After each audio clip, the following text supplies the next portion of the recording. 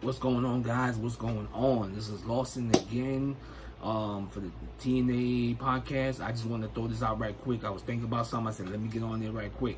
You know, there's a lot of female independent, well, some independent superstars that's on the indie scene that I think TNA can use. And one of them is definitely Hollywood, Haley J. She come back with a lot of track, guys. She's somebody. She's somebody in this business. She's a big name, but she's a big name. I think she can help TNA's knockout division progress. Another one I can think on top of my head is Ruthie J. Ruthie J had a little bit of success in the NWA, but then she also was in CCW in Florida, where she was the champion and she was a top star. I think she can be a great asset to the company. Another one's Elektra Lopez, which is Carissa Rivera.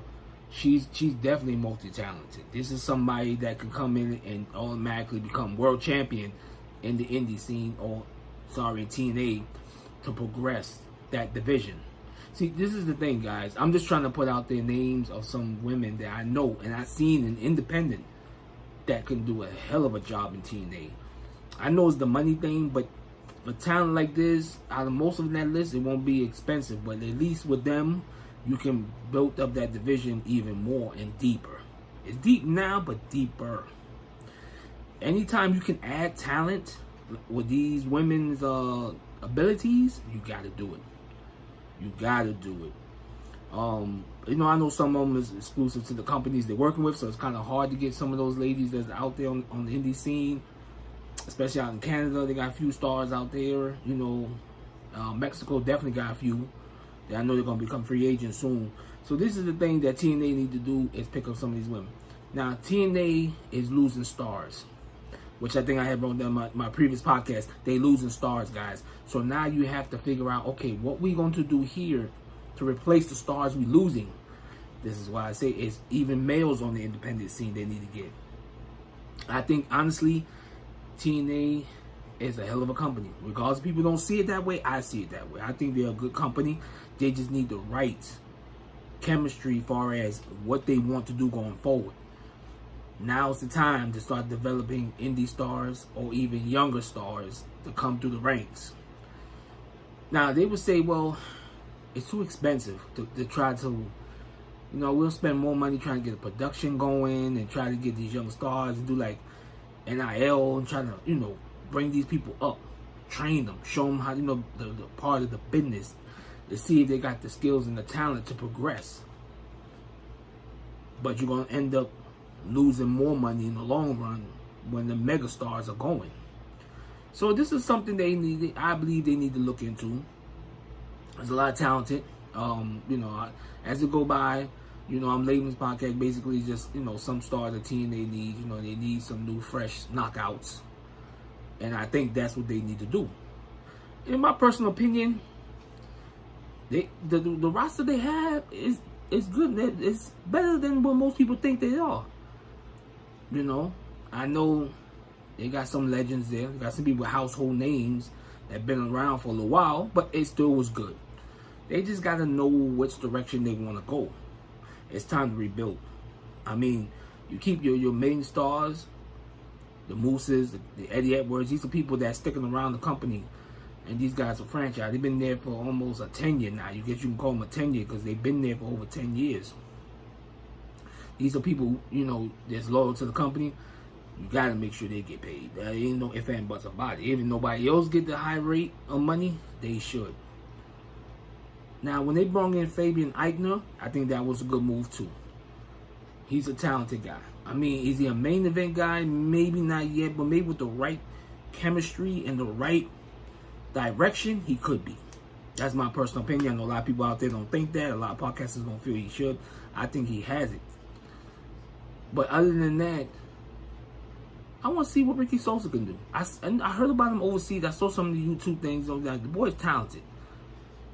BDE, another one's talented. These guys are going to light up the X Division. If they put on the show like I think they can put on, they're going to light up that X Division. Guys, trust me when I tell you this. You know, so It's more talent out there. There's a lot of indie talent out there that they can get, and not expensive. You gotta realize, guys, when they on the indies, they might not be a mega name on the indies. They're not getting. I don't think they're getting paid as much as they would with TNA. If they could snag some of these more, snag some of these new talent, and develop them, they'll be on their way up, guys. All the way to the top. They're gonna be there. So what I'm saying is, you guys let me know what y'all think. Should TNA sign some of these free agent knockouts that's out there? Or do you have a list of somebody you would like to see in TNA?